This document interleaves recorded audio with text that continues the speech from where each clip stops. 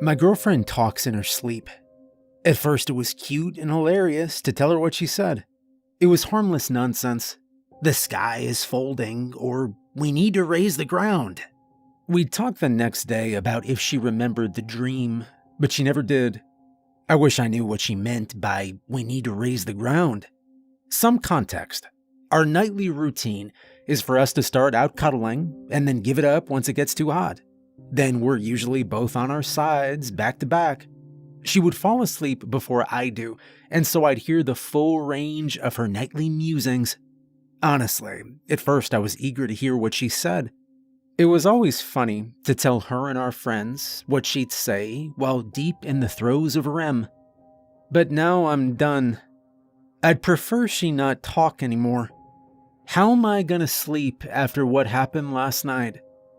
Last night around 11 p.m., she was asleep and I was still up reading. Back to back, I hear her mumble something under her breath. I couldn't quite make out what she said, but I lean over from my book to peek at her face, and she is sleeping soundly. I return to my book, get absorbed back into its pages. At some point, I fall asleep. Next thing I know, I'm woken up by my girlfriend talking at full volume. I open my eyes, and at some point in the night, both of us have turned to lay face to face. My girlfriend's eyes are wide open. She's staring right at me, mere inches from my face. But her eyes are vacuous, like she's looking through me. These eyes, man. It's like she was straining to widen them as much as possible. Those are the eyes I fell in love with. And right now, they're scaring the absolute piss out of me. My heart rate skyrockets, and chock full of adrenaline, I throw off the covers and I jump out of bed. Looking at her, her eyes follow me like a painting, but her body stays still. For 1 second, I decided that my book light was keeping her awake, and what she'd said was, "Can you please turn that off?" Now out of bed and looking at her though, she's not right. Her body hasn't moved, but her eyes dart from looking at me to looking around the room. I dare to ask her, "You all right?" No response. Those eyes look at me when I speak though. They're now deadlocked, looking right into my eyes. Her breathing hasn't changed. It's a sleep breathing for sure. And that's when, while looking right at me, she says in a too deep voice, "Come back to bed, dearie." My girlfriend's never called me dearie before. We have pet names, sure, but they range from pumpkin, baby, to cupcake. Dearie sounds like something my grandmother would call me. I decide I'll get more information before I climb back into bed with a potentially possessed girlfriend. You awake, sweetie?" No response. The eyes dart from me to the wall, to the door, and then the ceiling. I'm about to nope out of the room when her wide open eyes rolled to the back of her head. The white from those eyes stands out in the dim radiance of the booklight. No pupils in sight. She says, "Of course I'm awake. Come back to bed," with a subtle tap of the fingers on the comforter. Looking at her fingers now, maybe I'm starting to come around? I mean, she's never sleepwalked before. Surely she's awake now if she's moving her hands? But looking at her fingers, it's as though she's pretending to have control. They're going in all different directions, one finger pointing straight down, and the others to the side. Those hands are not my girlfriend's hands. They're simulating normal movement as best they can, though. I say, "I'm gonna get a drink of water, baby. Be right back. Can I get you anything?" Fully planning to run out of the house the moment I'm over the threshold. But my normally agreeable and sweet girlfriend decides I'm not allowed to leave. As serious as cancer, she says in that too deep horror voice, Take one step out that door, and I'll rip out your throat and shit down your neck. Shocked, but understanding the importance of not letting this beast know I'm in trouble, I reply, as interesting as a proposition that is, I think I'm gonna... And quickly thinking, I grab my water bottle from the nightstand. This doesn't please my girlfriend, as she decides to start screaming and moving towards me.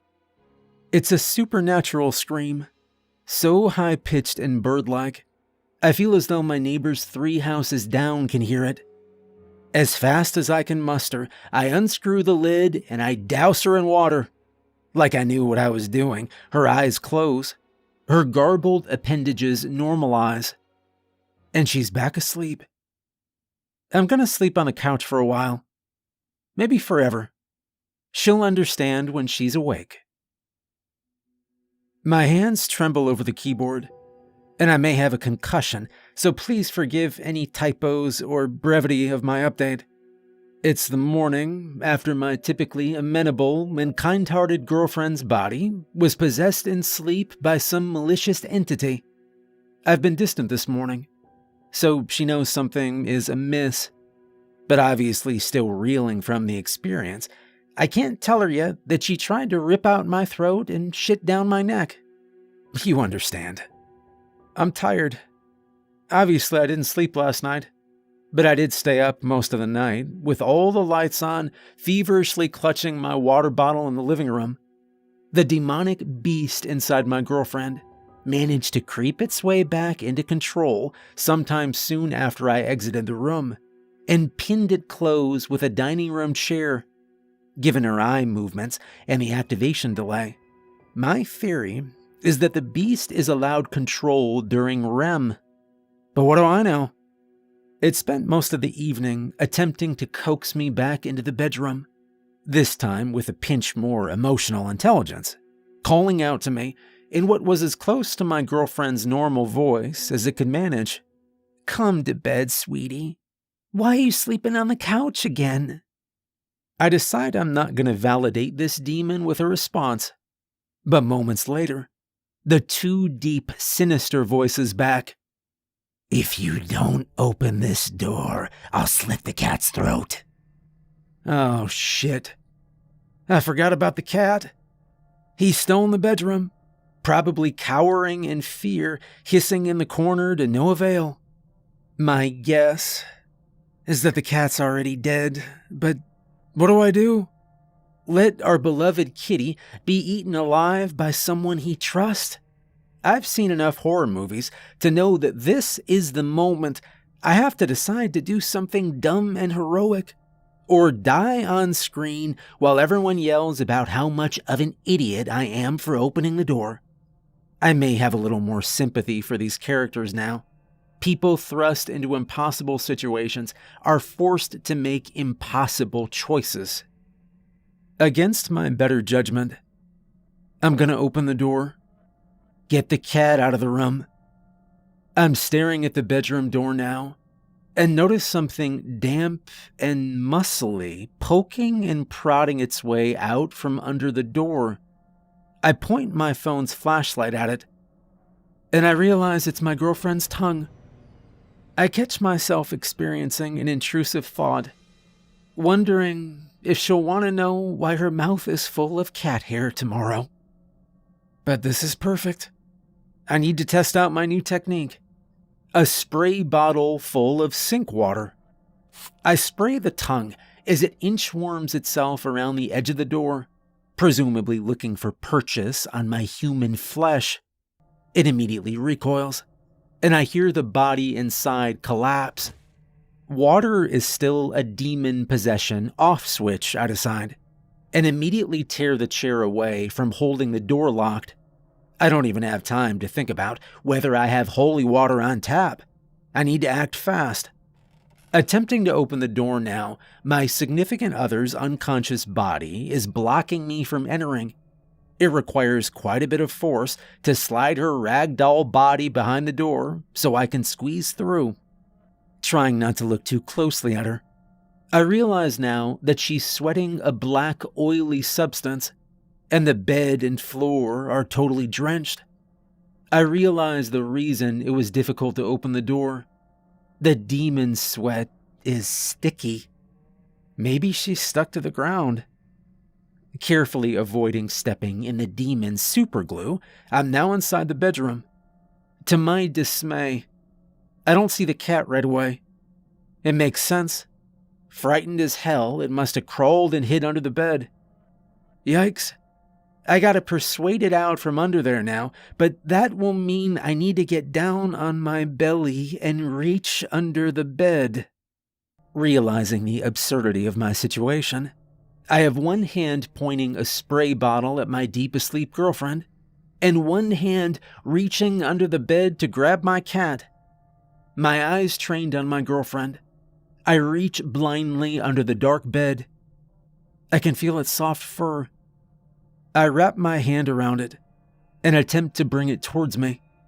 It wriggles free from my grasp, with evidently zero intention on making this easy. It crawls deeper under the bed. Frustrated, I take my eyes off my girlfriend to look where it went. No sign of it. I make the call to put the spray bottle down and point my phone flashlight under the bed. It's too deep underneath for me to get it from this side. I'm gonna need to go around to the other side to capture it. Pulling my head back out from underneath the bed, I realize my fatal error. My girlfriend has woken up. She's standing over me, a dark tower, as I lay vulnerable on the ground beside the bed. Her teeth look sharper from this angle in my phone's flashlight. Why didn't I turn on the bedroom light?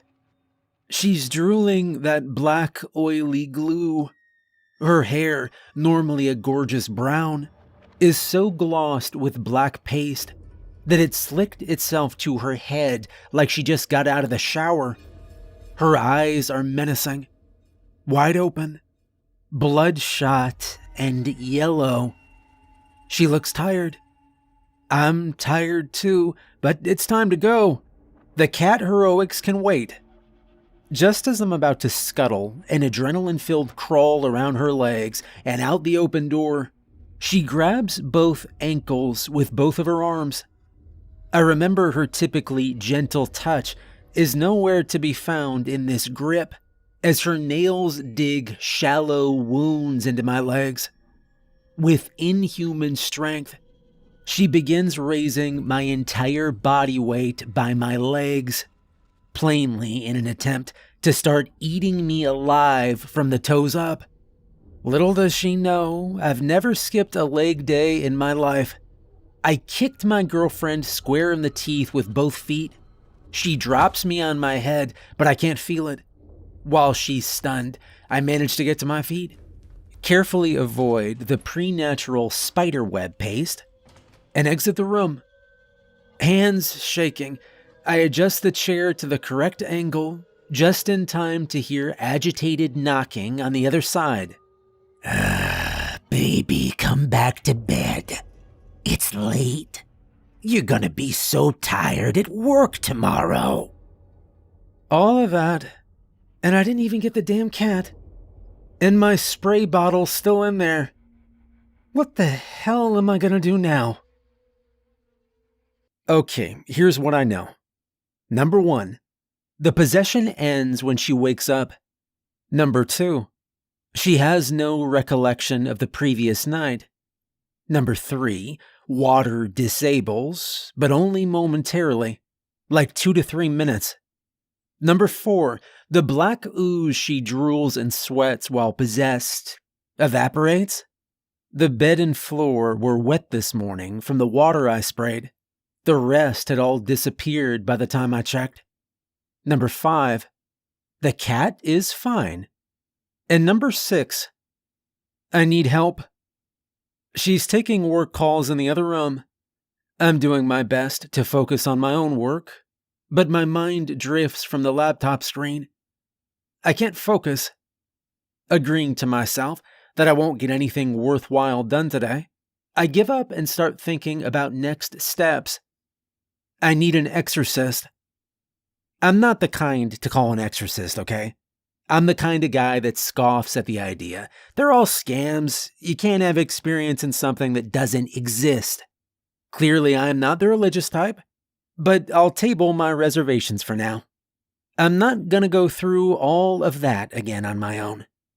Feeling totally out of my element, but unwilling to call a church, I found an exorcist on Craigslist. Price is no object. Let's get this thing out of my girlfriend. He says he'll come over tonight. He messages me and says it is of utmost importance that my girlfriend's waking body does not find out what we're gonna do. If she does find out and is not able to fall asleep, no refunds. How much more could I expect from a Craigslist exorcist? I am certainly not thrilled with the idea of a stranger knowing my address, but I'm not backing out now. As you can imagine, this is the slowest slog of a day I've ever experienced in my life. I'm anxious. I feel physically sick. I jump at everything my girlfriend says. I can't look in her eyes without imagining that eerie yellow tinge behind them. Around lunchtime, I hear her humming happily in the kitchen. She really has no idea, does she? A profound sense of certain death washes over me as I watch her wield a knife to cut vegetables. Finally, the workday is over. My acting this evening was on par with any Oscar winner. Remembering what the exorcist told me and failing to come up with an excuse, I got into bed with her. I made sure to place the cat in a comfortable spot in the living room. We're reading side by side when she leans over, kisses me goodnight, and turns out her bedside table light. I'm gonna keep mine on for now, thank you. My body tense with desire to bolt. We begin to spoon. She can't learn something's wrong, just a little longer. I figure I'm safe as long as I exit before she's asleep. She raises her head and asks, "Why's your heart beating so fast?" Thinking quickly, I say, "Oh, yeah, I just freaked myself out. The book, reading horror before bed, it's not the best decision." Thankfully, she laughs at my obsession for the macabre and returns her head to the pillow. I count down for 3 minutes. That's 180 Mississippis. She must have been close to asleep because she doesn't protest when I get up. I install the chair as my lock and wait. "Where are you, pumpkin? Can't you sleep?" Now, this is so close to my girlfriend's voice, I am certain for a moment that I made the whole thing up. I'll play it safe, I decide, and not respond. Again, "It's cold without you, baby. Come back to bed." I am sure it is cold as hell where this thing is from, but I'm not opening the door. "There's someone coming up the driveway," she begins. "It's late. Don't let them in." I stand up to answer the front door. Outside in the dim front door light is a tall man clad in traditional priest garb. He looks like Ethan Hawke from the movie First Reforged, but clearly with a body covered in tattoos, as evidenced by the inked skin poking out from beneath his cuffs. Pretty much exactly what you'd expect from a Craigslist exorcist. There's not much time to introduce ourselves as we hear an alarming scrape come from the bedroom. I take this moment to read the priest's face and check if he actually has experience with this. He seems to at least be brave, his face giving no indication that he's wearing a costume for a quick buck. Outside of the bedroom door now, in hushed tones, he begins to explain what he's going to do. Brandishing a Bible and a small jar of holy water, I decide not to explain that sink water works fine. We're about to open the door. Hands on the chair. I hear scraping again. This time, I realize the sound was never coming from the bedroom. It came from the living room. To my left, I hear the stranger breathe out softly The cat. The cat has been watching us this whole time. Its normally green eyes now bloodshot and yellow. No pupils in sight. Poking out from around the corner. Black paste drooling from its open mouth, leaving a snail trail of fluid behind it as it stalks out into the open. It attempts to hiss while making eye contact with the priest, but all that comes out is a bubbling gurgle as more fluid leaks onto the hardwood. Are the cat's legs longer than usual, I think? It looks like it's grown 5 inches in height, typically sitting around ankle level, but now right around standing at my knees. I curse quietly to myself. How could I have been so stupid? Of course the cat managed to get itself possessed. It spent the whole night in the bedroom, presumably mopping up the viscous black oil with its mouth. Alright, new plan. Cat first. I shit you not. The cat talks. Its mouth doesn't move from its totally open resting position, but the voice comes out of its mouth. It's that same too deep nightmare voice I'm all too familiar with. I told you not to let him in. Just then, my girlfriend decides she needs attention again. A consistent rapping of knuckles on the door. Let me out, let me out, let me out! Now I'm triaging this situation in my mind when I realize the moment I took my eyes off of the cat, it has rocketed itself forward, climbed the priest's tall body, wrapped its 2 long legs around his neck, and constricts him like a snake. It maintains dull eye contact with me. As I look on in horror, the priest drops his Bible and holy water on the ground, attempting to tear the cat's octopus-like legs away from his neck. He succeeds momentarily and cites what I assume is a Bible verse. The cat puts a stop to this with a quick navigation of its tail deep down into the priest's throat. Coughing and hysterical, he can't manage to escape its impossible grip. Claws digging bloody fissures into his neck. My turn. As I grab the holy water from the ground and grapple with the cat's jaw, pouring the contents of the jar down its slime-obstructed throat.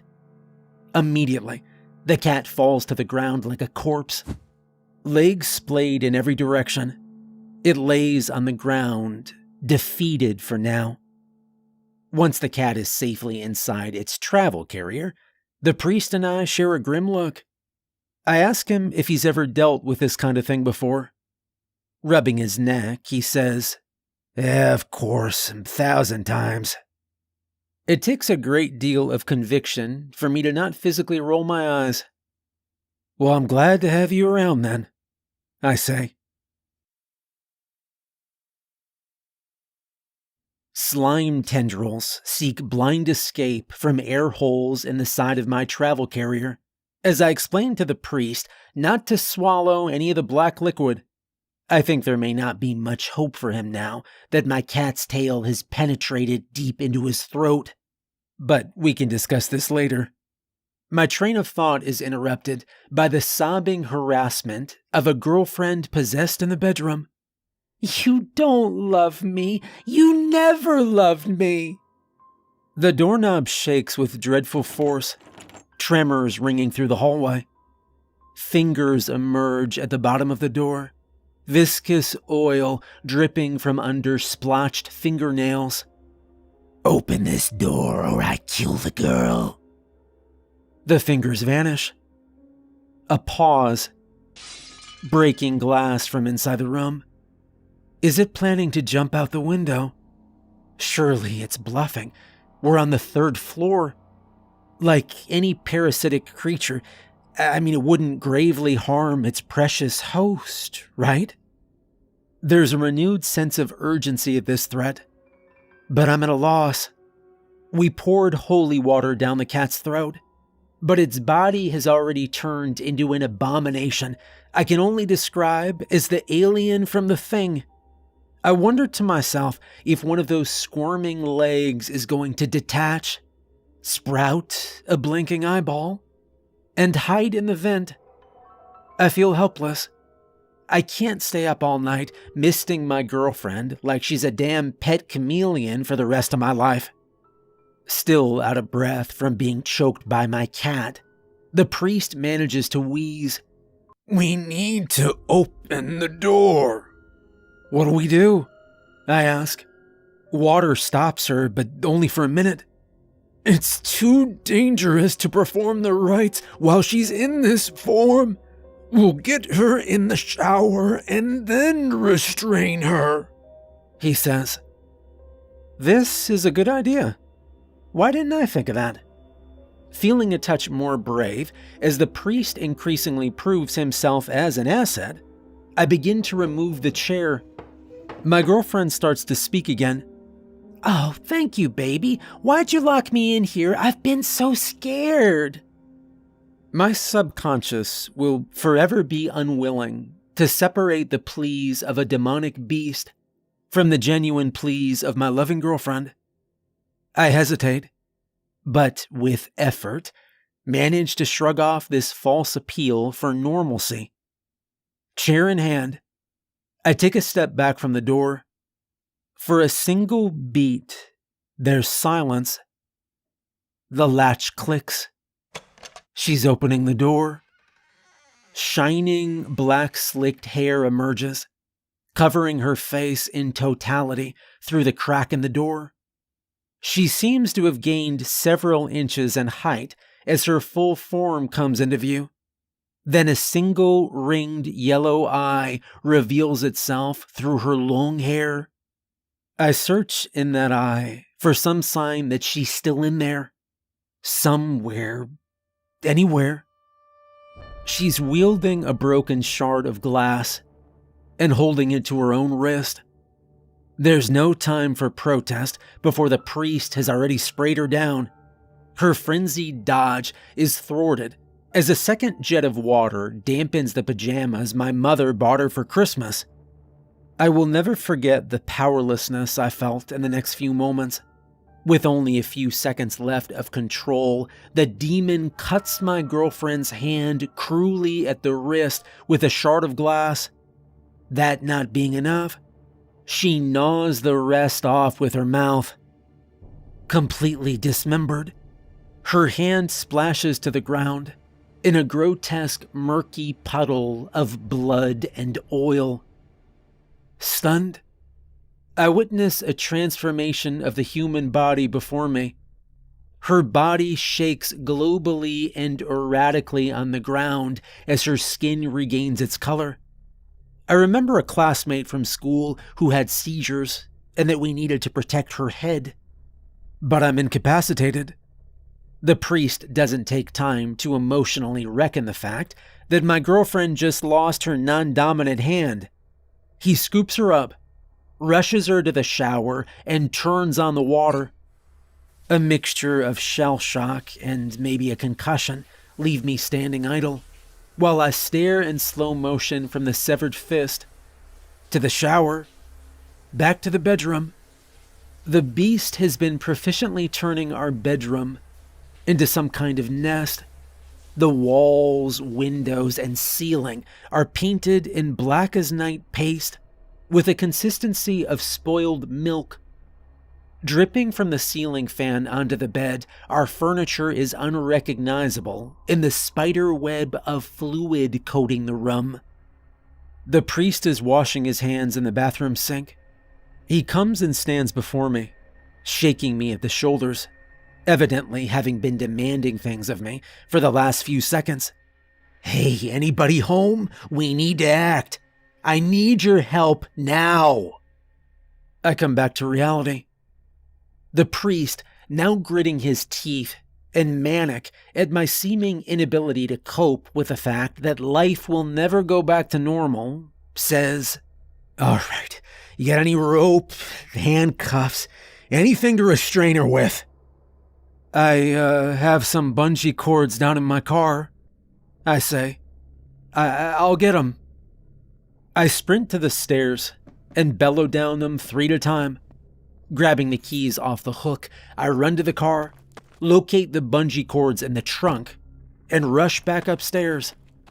The priest has torn apart our medical cabinet, looking to apply first aid to my girlfriend's arm, and is applying pressure as I approach. I frantically tie a single bungee cord as a makeshift tourniquet to slow the bleeding.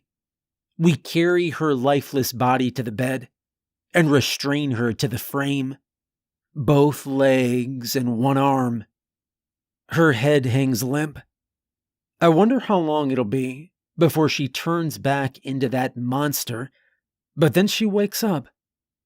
She looks up at me, totally disoriented, then cries desperately as the pain sets in. "It's okay, baby, it's okay," I say. "I know this is bad. Believe me, we're working on it." There's a lump in my throat as I sit down on the bed, repeatedly kissing her on the forehead. She's in so much pain. I almost want the monster to take back control so that she can't feel it anymore. Mercifully, she faints. Eyes still open, I point her chin up towards me, and I watch as that hollowness returns. From brown to yellow, her pupils go opaque in their descent into madness once again. Tears and blood still on her face. She smiles. It's over. You failed. Amen. That too familiar deep voice reverberates through a sinister grin. How is this winning in the eyes of this creature? It's restrained more so than before. It knows something we don't. Something moves in my peripheral. It's my girlfriend's severed hand, fingers padding across the floor like a spider. A trail of sludge follows it as it reaches its destination. The spray bottle. It senses that we've seen it, its form turning to look at us with no ability to see. The hands leap, tackling the spray bottle and tumbling awkwardly down the stairs. I am speechless. We have to go after it. We can't let it get outside the house. The priest says, "All right, the knots are holding. You go after the hand, I will perform the rites." Running down the stairs, I hear the distant murmurings of the ritual. "Lord above, Redeemer of the world, have mercy on us." It's just a hand, I think. Couldn't have gone far. It could have let the cat out. It could be worse. It could be worse. I turn on the lights as I go. It's on the first floor. I tiptoe over black slime, extra cautious so as to not get any on me. I'm reminded of the time my pet snake escaped, and my girlfriend and I spent an entire afternoon looking for it. But looking for a snake isn't like looking for a cat. Cats can get underneath and above objects. Snakes can get inside of objects. A hand could be anywhere. In between the couch cushions, inside the laundry machines. It could already be outside. I have it cornered. It's behind the refrigerator. I act like I haven't noticed the trail of slime leading right there, and I walk as casually as possible to the cabinet to fill a glass of water. My weapon is at the ready. I walk to the side of the refrigerator and peek behind it. Nothing. Suddenly, a pronged silhouette covers the kitchen light. Pouncing like an insect, the hand leaps from the top of the refrigerator, the perfect height to land right on my face. The hand, still wearing my girlfriend's class ring, attaches to my head, pulling my hair until it clenches a vice grip with a thumb behind my top layer of teeth, pressing pointer and ring finger into each eye socket. I drop my glass on the ground. It takes both hands to remove the hand from my face and throw it as hard as I can against the wall. My vision blurred, I pick my girlfriend's disoriented hand up from the ground and run water over it in the sink. I splash water in my face and I wash out my mouth as best I can. I fill the cooler with ice and water and I throw the hand inside. I run back upstairs, hoping, maybe praying, that the priest did his job. It's silent, except for the demonic meows of the cat in the other room. The priest is hulking over my girlfriend, muttering something under his breath as he cradles the Bible in one hand, and his fingers point in all directions in the other. Noticing me, he hurriedly shuts his Bible, but seeing one of the pages, I note that it is not a Bible at all. Inside are what I can only imagine demonic scrawls and symbols look like. But the priest has done his job, he says. The demon has left her. Carefully placing my girlfriend in the back seat, I yell back to the priest, "I'll pay him when we get back." Putting on my seatbelt, I look out the window and note a tattoo on his arm, similar to a symbol I saw in the false Bible. Driving to the hospital, like a husband would if his wife had gone into labor, I wonder if you can surgically reattach a hand like you can a finger. And then I wonder if the hand even should be reattached.